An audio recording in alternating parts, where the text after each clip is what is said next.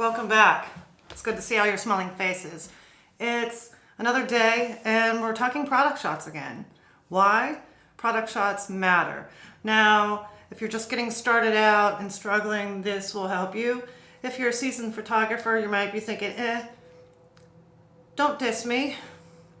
The disclaimer is, I'm shooting on a Sony. I am shooting on auto mode so that anyone can achieve results. Like we're going to show some comparisons. And it's just adding those little touches, the way your creativity, the way you want to showcase your products will turn out. So again, everything was shot on auto. You don't need to know anything about ISO. You don't need an ND filter. You don't need a polarizer or any of that sort of gear. This is just plain and simple, right out of the camera, unedited, uncropped, untouched. So let's get started. I brought my photos in to Lightroom. It's from Adobe, that's what I use. Like I said, all I did was bring them in. I brought in my indoor shots first because that's what I shot first.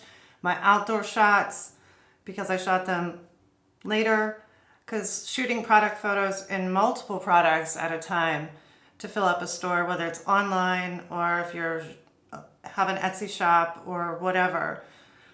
The more products you have, the more colors you have, everything just takes a lot of time, but take your time with it. And that's why this is more based on, us smaller people out there or businesses, because we can. We need the help. I've saw some products, especially yarn. Even some major yarn manufacturers, I think they need some product shots done. So hit me up. All right. So I created a slideshow just out of the raw photos, not cropped, unedited, not touched. So looking at the slideshow, this is an indoor shot of snowy fields and an outdoor shot of snowy fields. Not too much difference, but a little brighter. Hippie chick looked really good inside. Little bokeh on the banding there. Outside, it just pops a little bit better. And again, I added some flowers or tchotchkes. That was inside. That was outside. Green always has a little bit of a hard time. This was inside, looks really good and crispy. Outside showed the true colors, and as I spoke before in my first video, I want those colors to pop. This one, Summer Breeze, looks like something rustic and cottagey, if that's the look you're going for, but outside it's just, it shows all of its colors. Inside, you can see the shadows that were created. Outside, very little shadow. Nice color though. Chameleon, again, did really well inside.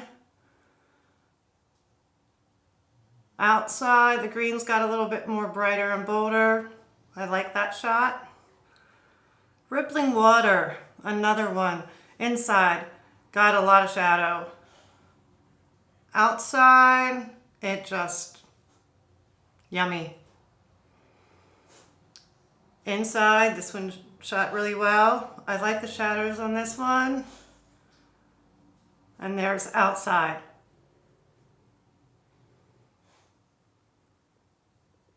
And there you have it. My little slideshow for you. So I hope you enjoyed that slideshow. Not all shots were shot the same or look the same.